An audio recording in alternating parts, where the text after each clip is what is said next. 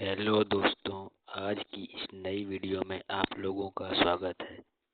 तो आज हम लोग कक्षा 12 ग्रामर में डायरेक्ट एंड इनडायरेक्ट का टॉपिक पढ़ने वाले हैं। पहले से हम लोगों को ये पता होना चाहिए डायरेक्ट एंड इनडायरेक्ट होता क्या है। डायरेक्ट का मतलब है प्रत्यक्ष और इनडायरेक्ट का मतलब है अप्रत्यक्ष। डायरेक्ट नरेशन प्रत्यक्ष कथन होता है और इनडायरेक्ट नरेशन अप्रत्यक्ष कथन होता है। अब हम लोग देखेंगे काइंड्स ऑफ डायरेक्ट नरेशन। प्रत्यक्ष कथन कितने प्रकार के होते हैं, तो यहाँ पर दिया गया है। डायरेक्ट नरेशन दो प्रकार के होते हैं। Number 1 reporting verb, number 2 reported speech. अब रिपोर्टिंग वर्ब देखते हैं क्या होता है। नंबर 1 रिपोर्टिंग वर्ब में वक्ता कथन को जिस फाइनाइट वर्ब से कहना आरंभ करता है उसे रिपोर्टिंग वर्ब कहते हैं। The verb which introduces the reported speech is called the reporting verb. इसे इन्वर्टेड कॉमास से बाहर लिखा जाता है। नंबर 2 में आता है रिपोर्टेड स्पीच। नंबर 2 में रिपोर्टेड स्पीच। रिपोर्टेड स्पीच में लिखा है जो कुछ वक्ता द्वारा कहा जाता है उसे रिपोर्टेड स्पीच या रिपोर्टेड पार्ट कहते हैं। इसका एक दूसरा नाम रिपोर्टेड पार्ट भी होता है। इसे इन्वर्टेड कामा के अंदर लिखा जाता है। The exact words of the speaker are called the reported speech which are put within inverted commas. जैसे यहाँ एक सेंटेंस लिखा हुआ है, reporting verb and reported speech को दर्शा रहा है।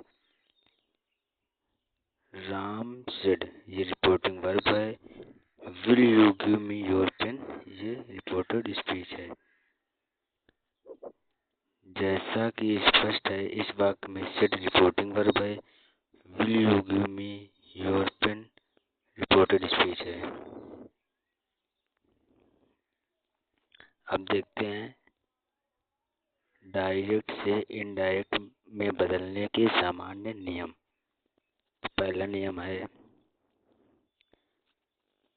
इनडायरेक्ट स्पीच में इन्वर्टेड कॉमास को हटा देते हैं। पहला नियम ये है इनडायरेक्ट स्पीच में इन्वर्टेड कामा वाला भाग जो होता है उसको हटा देते हैं।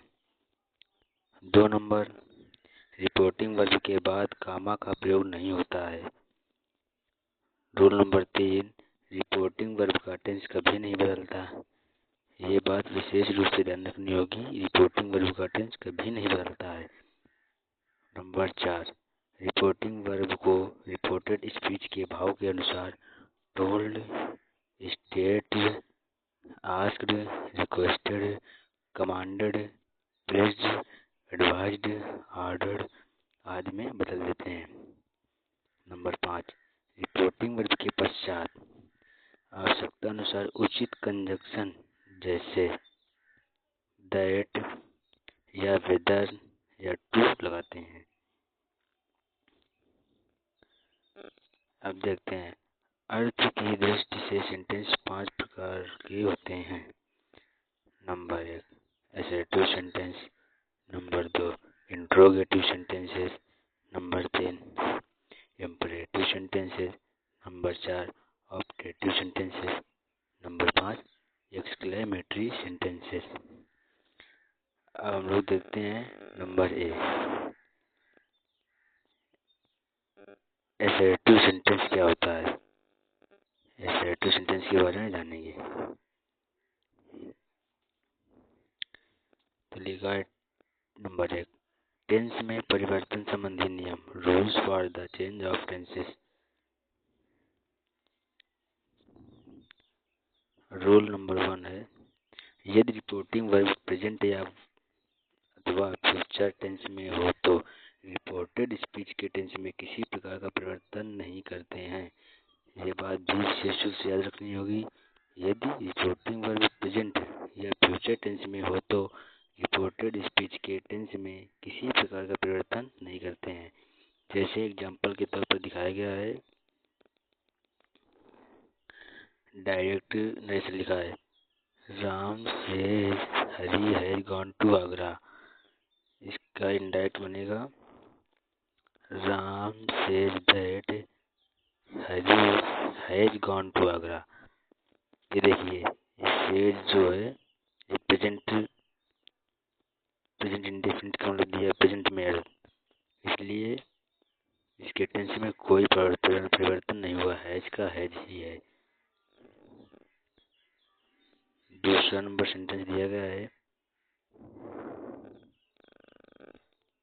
Sohan will say comma inverted comma Asha is very intelligent. इसका इनडायरेक्ट बनेगा, Sohan will say that Asha is very intelligent. इसमें भी टेंस में कोई परिवर्तन नहीं हुआ है, इसका इज है।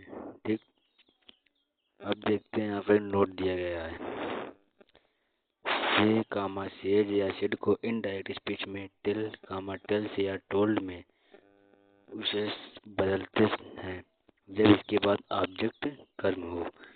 जब रिपोर्टिंग वर्ब में ऑब्जेक्ट दिया गया होगा तभी उसको टेल्स या टोल्ड में बदलेंगे। यदि से सेज या सेड के बाद ऑब्जेक्ट ना हो तो उन्हें अर्थात वर्ब को नहीं बदलते। ठीक, चलो आगे देखते हैं। अब देखिए रूल नंबर 2, यदि रिपोर्टिंग वर्ब पास्ट टेंस में हो तो पास्ट टेंस में परिवर्तित कर दिया जाता है जो निम्न प्रकार होता है।